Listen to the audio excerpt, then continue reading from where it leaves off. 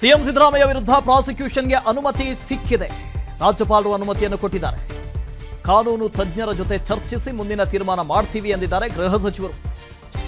ಬೆಂಗಳೂರಲ್ಲಿ ಜಿ ಪರಮೇಶ್ವರ್ ಹೇಳಿಕೆ ನೀಡಿದ್ದಾರೆ. ಇದು ರಾಜ್ಯಪಾಲರ ಕಚೇರಿಯ ದುರುಪಯೋಗ. ರಾಜ್ಯಪಾಲ ಗೆಹ್ಲೋಟ್ ಮೇಲೆ ಕೇಂದ್ರ ಸರ್ಕಾರ ಒತ್ತಡ ಹೇರಿದೆ. ಮೂಡಾದಲ್ಲಿ ಯಾವ ಆಧಾರ ಇಲ್ಲದಿದ್ರೂ ಮುಖ್ಯಮಂತ್ರಿಗಳಿಗೆ ನೋಟಿಸ್ ಕೊಟ್ಟಿದ್ರು. ನೋಟಿಸ್ ನೀಡಿದ್ದ ಸಂಬಂಧ ಎಲ್ಲ ವಿವರಣೆಯನ್ನು ನಾವು ಕೊಟ್ಟಿದ್ವಿ. ಜೊತೆಗೆ ಸಂಪುಟದಲ್ಲಿ ನಿರ್ಣಯವನ್ನು ಪಾಸ್ ಮಾಡಿದ್ವಿ. ರಾಜಭವನ ದುರುಪಯೋಗ ಆಗ್ತಾ ಇದೆ ಜಿ ಪರಮೇಶ್ವರ್ ಹೇಳಿದ್ದಾರೆ. ಇದು ದ್ವೇಷದ ರಾಜಕಾರಣ ಅಂದಿದ್ದಾರೆ ಗೃಹ ಸಚಿವರು. ವಾಗ್ದಾಳಿ ನಡೆಸಿದ್ದಾರೆ. ಮೂಡಾ ಕೇಸಲ್ಲಿ ಸಿಎಂ ಯಾವುದೇ ರೀತಿ ಭಾಗಿಯಾಗಿಲ್ಲ. ಈಗಾಗಲೇ ಒಂದು ಜುಡಿಷಿಯಲ್ ಕಮಿಷನ್ ಅನ್ನು ನೇಮಕ ಮಾಡಿದ್ದಾರೆ ಮುಖ್ಯಮಂತ್ರಿಗಳು. ನ್ಯಾಯಾಂಗ ಸಮಿತಿಯೊಂದನ್ನು ಮಾಡಿದ್ದಾರೆ. ನಿವೃತ್ತ ನ್ಯಾಯಾಧೀಶರ ನೇತೃತ್ವದಲ್ಲಿ ತಮ್ಮ ವಿರುದ್ಧವೇ. ಹೀಗಿರುವಾಗ ಪ್ರಾಸಿಕ್ಯೂಷನ್ಗೆ ಯಾಕೆ ಅನುಮತಿ ಕೊಟ್ಟರು? ಇದು ರಾಜಕೀಯ ದುರುಪಯೋಗ ಅಲ್ವಾ? ರಾಜಭವನ ಅಥವಾ ರಾಜ್ಯಪಾಲರ ಕಚೇರಿಯನ್ನು ದುರುಪಯೋಗ ಪಡಿಸ್ಕೊಳ್ತಾ ಇಲ್ವಾ? ಇದು ರಾಜಕೀಯ ದ್ವೇಷ ಅಲ್ವಾ ಅಂತ ಗೃಹ ಸಚಿವರು ಹೇಳಿದ್ದಾರೆ. ನಮ್ಮ ಮುಂದೆ ಕಾನೂನಾತ್ಮಕ ಹೋರಾಟ ಮಾಡುವಂಥ ಒಂದು ದಾರಿ ಇದೆ. ನಾವು ಈಗಾಗಲೇ ಚರ್ಚೆ ಮಾಡಿದ್ದೀವಿ. ಕಾನೂನಾತ್ಮಕವಾಗೇ ಹೋರಾಟ ಮಾಡ್ತೀವಿ ಅಂತ ಹೇಳಿದ್ದಾರೆ ಗೃಹ ಸಚಿವರು.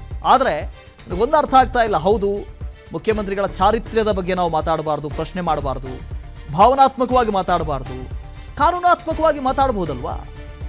ರಾಜ್ಯಪಾಲರಿಗೆ ಪ್ರಾಸಿಕ್ಯೂಷನ್ಗೆ ಅನುಮತಿ ಕೊಡುವಂಥ ಅಧಿಕಾರ ಇರುತ್ತೆ. ಅಧಿಕಾರವೇ ಇಲ್ಲ ಅಂತ ಹೇಳೋದು ಯಾಕೆ?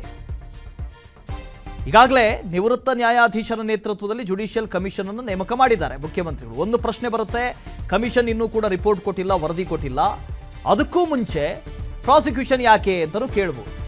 ಅಥವಾ ಸರ್ಕಾರವೇ ತಮ್ಮ ವಿರುದ್ಧವೇ ತಾವೇ ಆಯ್ಕೆ ಮಾಡಿರುವಂಥ ಜುಡಿಷಿಯಲ್ ಕಮಿಷನ್ ಎಷ್ಟರ ಮಟ್ಟಿಗೆ ನ್ಯಾಯಸಮ್ಮತವಾಗಿರಬಹುದು ಅನ್ನೋ ಪ್ರಶ್ನೆಯೂ ಕೂಡ ಉದ್ಭವಿಸಬಹುದು.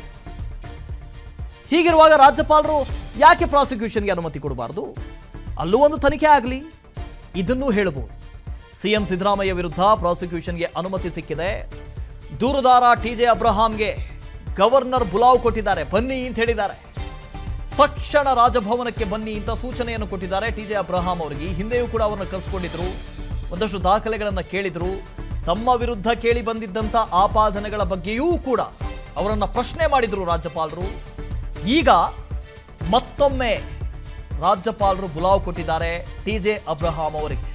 ಅವರೇ ಕೊಟ್ಟಿರುವಂತಹ ದೂರಿನ ಅನ್ವಯ ಈಗ ಪ್ರಾಸಿಕ್ಯೂಷನ್ಗೆ ಅನುಮತಿಯನ್ನು ಕೊಟ್ಟಿರುವುದು ರಾಜ್ಯಪಾಲರು. ಈ ಹಿನ್ನೆಲೆಯಲ್ಲಿ ಮತ್ತೊಮ್ಮೆ ಟಿಜೆ ಅಬ್ರಹಾಂ ಅವರನ್ನ ಬರ ಹೇಳಿದ್ದಾರೆ. ಹನುಮಂತು ನಮ್ಮ ಜೊತೆ ಮತ್ತೆ ಜಾಯ್ನ್ ಆಗ್ತಾ ಇದ್ದಾರೆ. ಹನುಮಂತು, ಗೃಹ ಸಚಿವರು ಮಾತಾಡ್ತಾ ಇದ್ರು, ಅವ್ರು ಹೇಳ್ತಾ ಇದ್ರು ರಾಜಭವನವನ್ನ ದುರುಪಯೋಗ ಪಡಿಸಿಕೊಳ್ಳಲಾಗ್ತಾ ಇದೆ, ರಾಜ್ಯಪಾಲರ ಕಚೇರಿಯನ್ನ ದುರುಪಯೋಗ ಪಡಿಸಿಕೊಳ್ತಾ ಇದ್ದಾರೆ, ಕೇಂದ್ರ ಸರ್ಕಾರದ ಒತ್ತಡ ಇದೆ, ಹೀಗೆಲ್ಲ ಹೇಳಿದ್ರು. ನಾವು ಭಾವನಾತ್ಮಕವಾಗಿ ಮುಖ್ಯಮಂತ್ರಿಗಳ ಚಾರಿತ್ರ್ಯದ ಬಗ್ಗೆ ಮಾತಾಡೋದಕ್ಕಿಂತ ಹೆಚ್ಚಾಗಿ ಕಾನೂನಿನ ಬಗ್ಗೆ ಮಾತಾಡಬಹುದಲ್ಲ ಅಂತ ನನ್ನ ಪ್ರಶ್ನೆ. ಖಂಡಿತ ವಾಸುದೇವ್, ಸಿಎಂ ಸಿದ್ದರಾಮಯ್ಯ ವಿರುದ್ಧ ಈಗೇನು ನಾವು ಆಗ್ಲೇನೋ ಹೇಳ್ತಾ ಇದ್ವಿ, ಎರಡು ರೀತಿಯ ಹೋರಾಟಗಳು ನಡೀತಾ ಇರುವಂತದ್ದು. ಒಂದು, ಸಹಜವಾಗಿ ಈಗ ಕಾನೂನಾತ್ಮಕ ಹೋರಾಟ ಅನಿವಾರ್ಯವಾಯಿತು. ಯಾಕೆಂತಂದು ಹೇಳಿದ್ರೆ ರಾಜ್ಯಪಾಲರು ಪ್ರಾಸಿಕ್ಯೂಷನ್ಗೆ ಅನುಮತಿ ಕೊಟ್ಟಿರುವಂತಹ ಹಿನ್ನೆಲೆಯಲ್ಲಿ ಸಿಎಂ ಸಿದ್ದರಾಮಯ್ಯ ಅವರ ಮುಂದೆ ಇರುವಂತದ್ದು ಮತ್ತೆ ಇಡೀ ಸರ್ಕಾರದ ಮುಂದೆ ಇರುವಂತದ್ದು ಕಾನೂನಾತ್ಮಕ ಹೋರಾಟ ಒಂದೇ ಈಗ ಮಾರ್ಗ. ಯಾಕೆಂತಂದು ಹೇಳಿದ್ರೆ ಇಷ್ಟು ದಿನ ರಾಜಕೀಯ ಹೋರಾಟಗಳು ಮಾಡ್ತಾ ಇದ್ರು.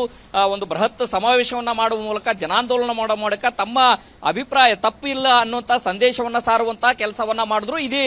ಈ ಒಂದು ಕೆಲಸಕ್ಕೆ ಸಿಎಂ ಸಿದ್ದರಾಮಯ್ಯ ಅವರ ಬೆನ್ನಿಗೆ ಹೈಕಮಾಂಡ್ ಸೇರಿದಂತೆ ಎಲ್ಲಾ ಸಚಿವರು ನಿಂತರು. ಇದು ರಾಜಕೀಯವಾಗಾದ್ರೆ, ಇನ್ನು ಕಾನೂನಾತ್ಮಕವಾಗಿ ಪ್ರಾಸಿಕ್ಯೂಷನ್ಗೆ ಅನುಮತಿ ಕೊಟ್ಟಿರುವಂತಹ ಹಿನ್ನೆಲೆಯಲ್ಲಿ ಇಲ್ಲಿ ಕಾನೂನಾತ್ಮಕ ಉತ್ತರವನ್ನೇ ಕೊಡಬೇಕಾದಂತದ್ದು. ಮತ್ತೆ ಅಲ್ಲಿ ಆ ಕಾನೂನಿನ ಏನು ಅಸ್ತ್ರಗಳೇನಿದಾವೆ ಆ ಅಸ್ತ್ರಗಳ ಮೂಲಕ ಪಾರಾಗುವಂತ ಕೆಲಸವನ್ನ ಸಿಎಂ ಸಿದ್ದರಾಮಯ್ಯ ಅವರು ಮಾಡಬೇಕು. ಆ ಕಾರಣಕ್ಕಾಗಿನೇ ಈಗ ಕಳೆದ 15-20 ದಿನಗಳಿಂದನೂ ಕೂಡ ಕಾನೂನು ತಜ್ಞರಿಂದ ದೆಹಲಿ ಮಟ್ಟದಲ್ಲೂ ಹೋಗಿ ಕಾನೂನು ತಜ್ಞರನ್ನ, ಹಿರಿಯ ವಕೀಲರನ್ನ ಭೇಟಿ ಮಾಡಿದ್ರು ಸಿಎಂ ಸಿದ್ದರಾಮಯ್ಯ ಅವರು. ಅಷ್ಟೇ ಅಲ್ಲದೆ ಸಿಎಂ ಸಿದ್ದರಾಮಯ್ಯ ಅವರ ನಿವಾಸದೂ ಕೂಡ ಇಡೀ ಕಾನೂನಿನ ತಂಡ ಏನಿತ್ತು ಆ ತಂಡವನ್ನ ಅವರ ತಂಡದ ಮುಂದೆನೂ ಈ ಪ್ರಕರಣದ ಬಗ್ಗೆ ಚರ್ಚೆ ಮಾಡಿದ್ರು.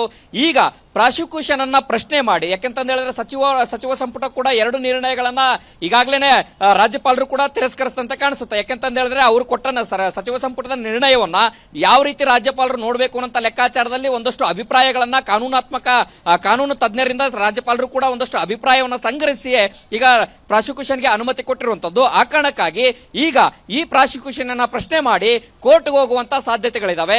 ಕೋರ್ಟ್ ನಲ್ಲಿ ಪ್ರಾಸಿಕ್ಯೂಷನ್ಗೆ ಅನುಮತಿ ಕೊಟ್ಟಿರುವಂತದ್ದು ಸರಿ ಇಲ್ಲ ಅನ್ನುವಂತ ವಾದವನ್ನ ಸರ್ಕಾರ ಮತ್ತು ಸಿಎಂ ಸಿದ್ದರಾಮಯ್ಯ ಅವರು ಮಾಡಬಹುದು.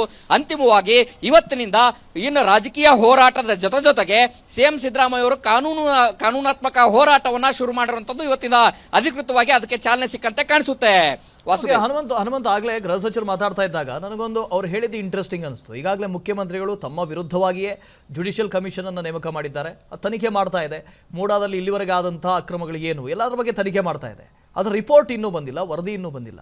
ವರದಿ ನೋಡಿಕೊಂಡು ನಿಜಕ್ಕೂ ಮುಖ್ಯಮಂತ್ರಿಗಳು ತಪ್ಪಿತಸ್ಥರು ಅಂತ ಆದಾಗ ರಾಜ್ಯಪಾಲರ ಕೈ ಬಲಗೊಳ್ತಾ ಇತ್ತು, ಪ್ರಾಸಿಕ್ಯೂಷನ್ಗೆ ಮತ್ತೆ ಅವ್ರು ಕೊಡೋದಕ್ಕೆ ಒಂದು ಕಾರಣ ಸಿಗ್ತಾ ಇತ್ತು ಅಂತ. ಈಗ ಯಾವುದೇ ಕಾರಣಗಳಿಲ್ಲದೆ ಪ್ರಾಸಿಕ್ಯೂಷನ್ಗೆ ಕೊಡ್ತಾ ಇರೋದು ಎಲ್ಲ ಒಂದು ಕಡೆದು ರಾಜಕೀಯ ದುರುದ್ದೇಶ ಅಲ್ವಾ ಅನ್ನೋ ಪ್ರಶ್ನೆ.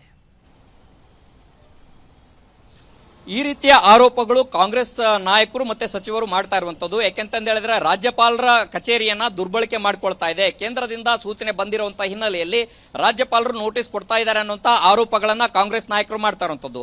ಇದು ಮತ್ತೆ ಬೇರೆ ಬೇರೆ ರಾಜ್ಯಗಳಲ್ಲೂ ಕೂಡ ರಾಜ್ಯಪಾಲರು ವರ್ಸಸ್ ಸರ್ಕಾರದ ಸಂಘರ್ಷ ಏನಿದೆ ಆ ಒಂದು ಹೋರಾಟಗಳ ಆ ಮಾದರಿಯಲ್ಲೇ ಕರ್ನಾಟಕದಲ್ಲೂ ಕೂಡ ಕಾಂಗ್ರೆಸ್ ಸಿಎಂ ಸಿದ್ದರಾಮಯ್ಯ ಅವರಿಗೆ ಕಂಟಕ ತಂದ್ರೆ, ಅವರಿಗೆ ತೊಂದರೆ ಕೊಟ್ರೆ ಕಾಂಗ್ರೆಸ್ ಪಕ್ಷಕ್ಕೆ ಒಂದು ಬಹುದೊಡ್ಡ ಡ್ಯಾಮೇಜ್ ಕೊಡಬಹುದು, ಸರ್ಕಾರಕ್ಕೆ ಕಪ್ಪು ಚುಕ್ಕಿ ತಂದಂತೆ ಆಗ್ಬಹುದು, ಮತ್ತೆ ಒಟ್ಟಾರೆಯಾಗಿ ಇಡೀ ಕಾಂಗ್ರೆಸ್ನ ಶಕ್ತಿಯನ್ನ ಕುಂದಿಸಬಹುದು ಅನ್ನೋ ಲೆಕ್ಕಾಚಾರದಲ್ಲಿ ಸಿಎಂ ಸಿದ್ದರಾಮಯ್ಯ ಅವರ ಜನಪ್ರಿಯತೆಯನ್ನ ಕುಗ್ಗಿಸಲಿಕ್ಕೆ ಈ ರೀತಿಯ ತಂತ್ರಗಾರಿಕೆಯನ್ನ ಮಾಡ್ತಾ ಇರುವಂತದ್ದು. ಅನುಕ್ಷಣದ ಸುದ್ದಿಗಳಿಗಾಗಿ ವಿಸ್ತಾರ ನ್ಯೂಸ್ ಯೂಟ್ಯೂಬ್ ಚಾನೆಲ್ ಸಬ್ಸ್ಕ್ರೈಬ್ ಮಾಡಿ. ಹೊಸ ಸುದ್ದಿಗಳ ನೋಟಿಫಿಕೇಶನ್ಗಾಗಿ ಬೆಲ್ ಐಕಾನ್ ಕ್ಲಿಕ್ ಮಾಡಿ. ಲೇಟೆಸ್ಟ್ ಅಪ್ಡೇಟ್ಸ್ಗಾಗಿ www.vistaranews.com ವೆಬ್ಸೈಟ್ಗೆ ವಿಸಿಟ್ ಮಾಡಿ. ಅಂಗೈಯಲ್ಲೇ ಜಗತ್ತಿನ ಸುದ್ದಿ ತಿಳಿಯಲು ವಿಸ್ತಾರ ನ್ಯೂಸ್ ಕನ್ನಡ ಆಪ್ ಡೌನ್ಲೋಡ್ ಮಾಡಿ.